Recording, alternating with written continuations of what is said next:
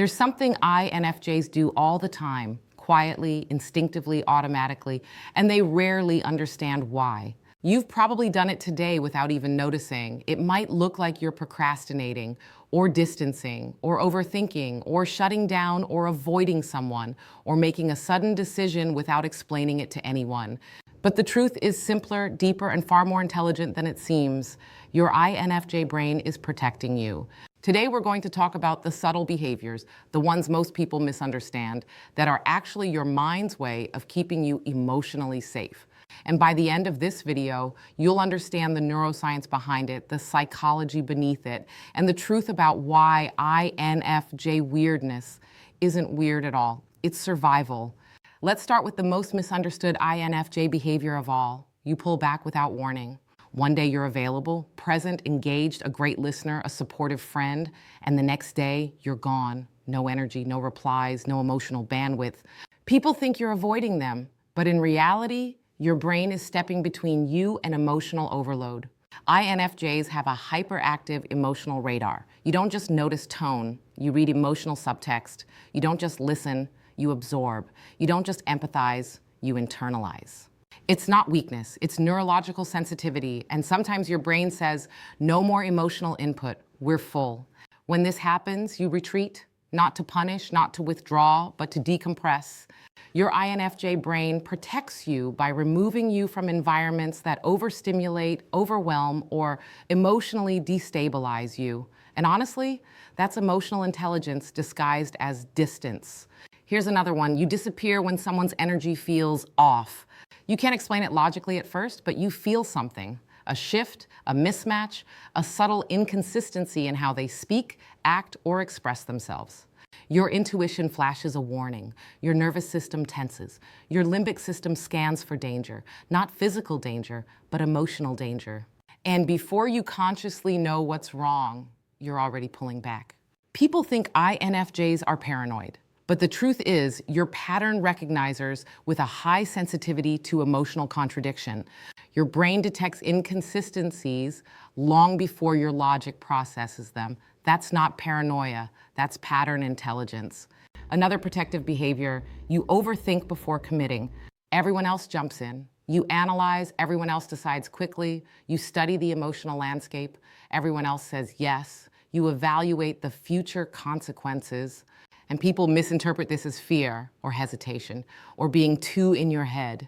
But here's what's actually happening. Your INFJ brain is running predictive simulations. Your prefrontal cortex and intuition work together to forecast the emotional, relational, and psychological impact of every decision you make. You're not overthinking. You're trying to prevent future pain for yourself and others. Here's one more protective behavior INFJs never talk about. You detach emotionally the moment you sense someone pulling away. You don't wait for the breakup. You don't wait for the betrayal. You don't wait for the disappointment. Your emotional system starts shutting down early, not because you don't care, but because your intuition already sensed what's coming. This is one of the most powerful forms of emotional self-protection and one of the most misunderstood. People think INFJs are cold, distant, or done too fast, but emotional detachment is a preemptive shield. Your mind would rather detach slowly now than shatter all at once later. INFJs aren't fragile, they're preventative. And let's talk about another INFJ protective habit, one that looks almost absurd on the surface. You rehearse conversations in your head. People think you're anxious, but actually you're stabilizing your emotional system. INFJ brains are deeply anticipatory. You think in emotional patterns. You predict reactions, you analyze tone, you imagine outcomes. And each internal rehearsal is a way to reduce the threat of uncertainty. This internal preparation doesn't mean you're scared. It means you're minimizing emotional risk. INFJs aren't dramatic, they're strategic. Now here's a big one, something almost every INFJ does but rarely admits. You go quiet when you're hurt. Not loud, not confrontational, not explosive, just quiet. Because your emotional system enters protective mode, it evaluates, it analyzes, it heals privately. Your silence isn't passive-aggressive. It's emotional processing. Your brain needs space to stabilize the storm inside you, so it shuts down external communication to focus internally. People who don't understand emotional intelligence misinterpret this. People who do understand, they recognize it as wisdom. Let's talk about another INFJ protective behavior, a subtle but powerful one. You leave when the relationship still looks fine to everyone else. You sense something shifting, you observe patterns, you feel the emotional truth under the surface. And while others cling to the illusion of harmony, your intuition whispers, "This isn't safe for me. This isn't aligned.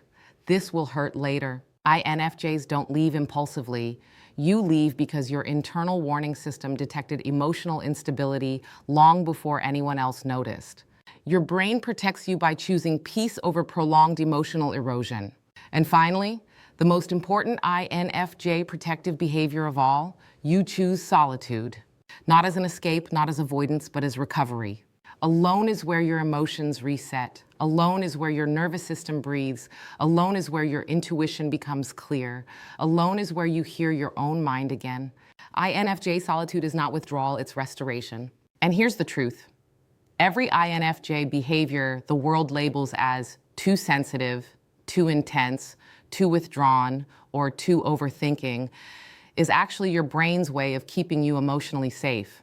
Your mind is protecting your energy, your heart, your clarity, your boundaries, your nervous system, your intuition, your peace. You're not broken, you're not complicated, you're not dramatic. You're built with a different emotional operating system, one designed to protect you before you break. And if you want to keep understanding your INFJ mind, the psychology, the neuroscience, the emotional depth, subscribe, join the series, and grab your copy of Inside the Mind of an INFJ, available now on Amazon. Because the more you understand your brain, the more you'll recognize every strange INFJ behavior as intelligence, not flaw.